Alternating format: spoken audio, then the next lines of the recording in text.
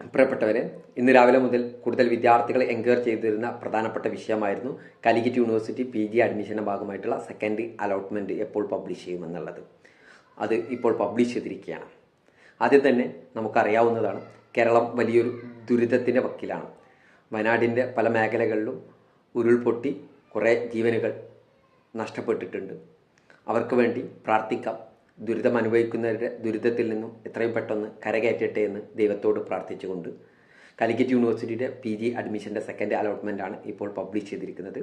Second allotment നിങ്ങൾക്ക് നിങ്ങളുടെ students ലോഗിനിൽ പരിശോധിച്ച് നിങ്ങൾക്ക് നോക്കാവുന്നതാണ്. അതിൻ്റെ ലിങ്ക് ഡിസ്ക്രിപ്ഷൻ ബോക്സിൽ നൽകിയിട്ടുണ്ട്. അലോട്ട്മെൻറ്റ് ലഭിച്ച എല്ലാ വിദ്യാർത്ഥികളും മാൻഡേറ്ററി ഫീ അടയ്ക്കേണ്ടതാണ്. ഫസ്റ്റ് അലോട്ട്മെൻറ്റ് ലഭിച്ച് മാൻഡേറ്ററി ഫീ അടച്ച വിദ്യാർത്ഥികൾ വീണ്ടും അടയ്ക്കേണ്ടതില്ല.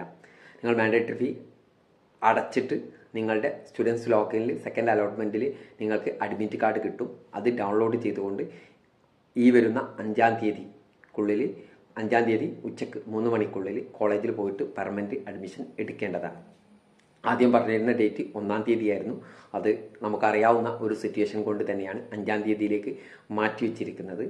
5-ാം തീയതി ഉച്ചയ്ക്ക് 3 മണിക്ക് മുമ്പാണ് അഡ്മിഷൻ എടുക്കേണ്ടത്. ആദ്യം ക്ലാസ് തുടങ്ങുന്ന ഡേറ്റ് 1-ാം തീയതിയായിരുന്നു പറഞ്ഞിരുന്നത്. അതിന് മാറ്റങ്ങൾ ഉണ്ടാവാനുള്ള സാധ്യതയുണ്ട്. അതിനുള്ള പ്രധാന കാരണം നമുക്കറിയാവുന്നതാണ്. അതുപോലെ തന്നെ പിന്നെ വിദ്യാർത്ഥികൾ ചോദിക്കുന്ന മറ്റൊരു പ്രശ്നമായിരിക്കും കമ്മ്യൂണിറ്റി കോട്ടയുമായി ബന്ധപ്പെട്ടുള്ള കാര്യങ്ങൾ. അതിൻ്റെ റാങ്ക് ലിസ്റ്റ് പബ്ലിഷ് ചെയ്താൽ ഞാൻ നിങ്ങൾ അറിയിക്കുന്നതാണ്. അതുപോലെ സെക്കൻഡ് അലോട്ട്മെൻറ്റിന് ശേഷം എഡിറ്റിംഗ് ഉണ്ടാവുമോ എന്നുള്ളത്, അതുപോലെ ഇനിയുള്ള അഡ്മിഷൻ പ്രക്രിയ എങ്ങനെയെന്നുള്ളതൊന്നും കാലിക്കറ്റ് യൂണിവേഴ്സിറ്റി കൃത്യമായിട്ട് ഇതുവരെ പറഞ്ഞിട്ടില്ല.